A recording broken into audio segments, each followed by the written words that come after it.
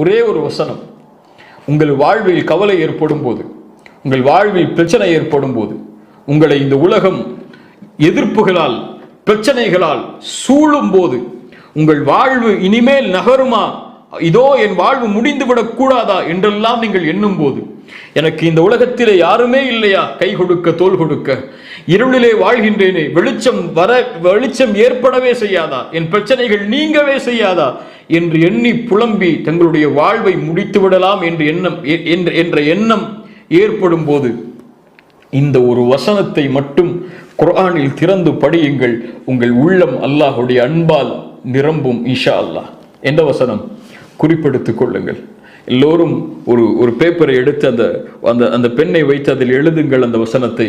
சூரத்து ஜுமர் 53வது வசனம். சூரத்து ஜுமர் 53வது வசனம். நம் மரண நேரத்திலும் இந்த வசனம் நம் கண்ணுக்கு முன்னால் வர வேண்டும்.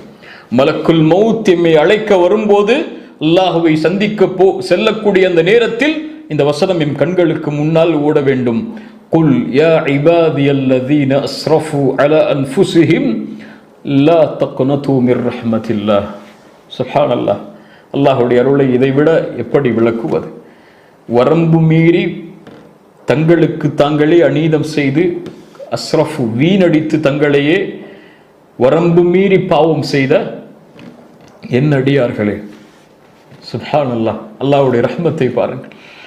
அவன் அல்லாஹ்விற்கு மாறு செய்கிறான், அல்லாஹ்விற்கு பாவம் செய்கிறான், அல்லாஹ் இட்ட கட்டளைகளை மீறுகிறான்.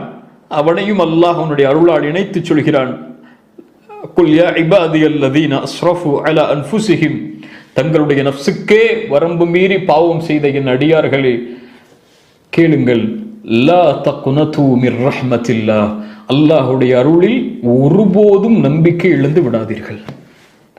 எந்த நேரத்திலும், எந்த சூழ்நிலையிலும், எந்த இருள் சூழ்ந்தாலும், எந்த பிரச்சனையால் உங்களுடைய வாழ்வு சூழ்ந்தாலும், எந்த கவலையால் உங்களுடைய வாழ்வு சூழ்ந்தாலும், இந்த உலகமே உங்களை புறக்கணித்து விட்டாலும், இந்த உலகமே உங்களை எதிர்த்து விட்டாலும், உங்களை ஏற்றுக்கொள்ள இந்த உலகத்திலே யாரும் இல்லை என்றாலும், இந்த உலகம் உங்களுக்கு எதிராக திரும்பிவிட்டாலும், பொருளாதார நெருக்கடியால், நோயின் நெருக்கடியால், குடும்பத்தின் நெருக்கடியால், சூழ்நிலையின் நெருக்கடியால் உங்களுடைய வாழ்வு சூழ்ந்தாலும், லா தக்னது மிர் ரஹ்மத்தில்லாஹ், அல்லாஹ் இருக்கிறான், அவனுடைய அருளில் ரஹ்மத்தில் ஒருபோதும் நம்பிக்கை இழந்து விடாதீர்கள்.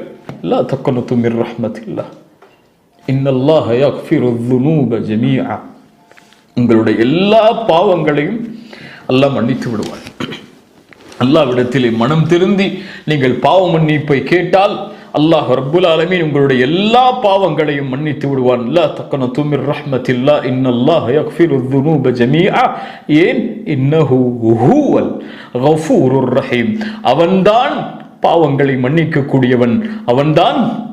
சொல்லுங்கள், இன்னஹு ஹுவ அல் கஃபூர் அர் ரஹீம், அவன் ரஹீம், அவன் இரக்கமுடையவன், அவன் ரஹ்மத்தை உடையவன், அவன் அர் ரஹ்மான், அவன் அர் ரஹீம். இன்னஹு ஹுவல் கஃபூருர் ரஹீம். ஏன் நம்பிக்கை இழக்காதே? அர் ரஹீம் இருக்கிறான் உன்னோடு. ஏன் நம்பிக்கை இழக்காதே? எந்த நேரத்திலும் அவனை எந்த நேரத்திலும் அவனுடைய ரஹ்மத்துன்னிலிருந்து நீங்காது. அவனுடைய அடியார் தான் நீ.